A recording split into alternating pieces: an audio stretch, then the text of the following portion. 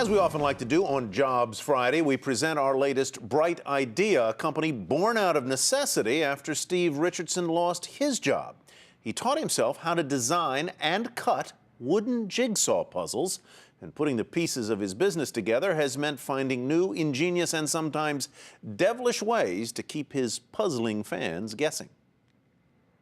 Here's a whammy edge. They fit side by side. Man, do we get some nasty phone calls about that. It drives them nuts. Customer complaints usually mean business is good for Steve Richardson. They pay me to drive them crazy. He's the self-proclaimed tormentor-in-chief at Stave Puzzles in northeastern Vermont. I can easily design a puzzle that they can't do. Well, they won't buy anymore, so I can't totally crush them. Stave is Steve and Dave Tibbetts. They began designing games and puzzles after both were laid off by a computer programmer in 1969. For 5 years, they struggled until one phone call changed things. When we got the call from this wealthy Bostonian said, "These guys are out of business. I need a fancy wooden puzzle." Richardson didn't know how to cut wood, but he knew an opportunity when he saw one. They took out an ad in the New Yorker magazine and got lucky, very lucky. The very first customer from that ad averaged $50,000 a year with us for 20 years. Bingo.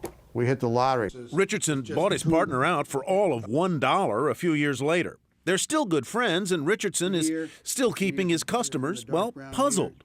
All right, color line cut. That also drives them nuts. By the 1980s, he became known for his trick puzzles. Instead of getting a right angle piece to work with in the puzzle, we split it like that. So there's a fake corner right there. And we only did that, we got bored, and the customer's getting bored. It's like the fox and the hound. So we just have to keep one step ahead of them. Staying ahead of Stave puzzlers is no easy trick. Among them, the Gates family, the Bush family, and the Royal family.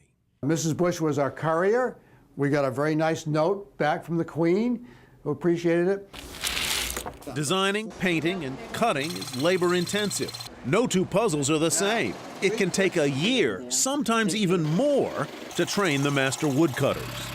We sell about roughly 3,600 puzzles a year. Not bad when they go for anywhere from $750 to $7,500 a puzzle, sometimes even more. In the last set that it went for $20,000. 100 sets of a $20,000 puzzle, that's like, whoa.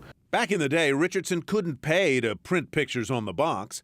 Now, he jokes with a bit of a smirk, that would be too much of a hint for his victims or customers. Instead, the box features the Stave logo, the clown, and each puzzle has one clown piece.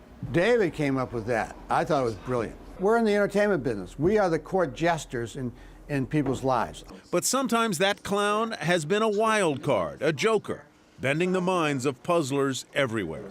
I'm thinking they'll figure it out, it's going to be obvious, but they didn't, and we got hammered. So then we put a little sign under the clown that says, "Sometimes I just don't fit in." Well, back in 1999, that $20,000 set of 5 puzzles we referenced in the piece was selling for a mere $14,500, which at the time was good enough to put it in the Guinness Book of World Records as the most expensive jigsaw puzzle ever.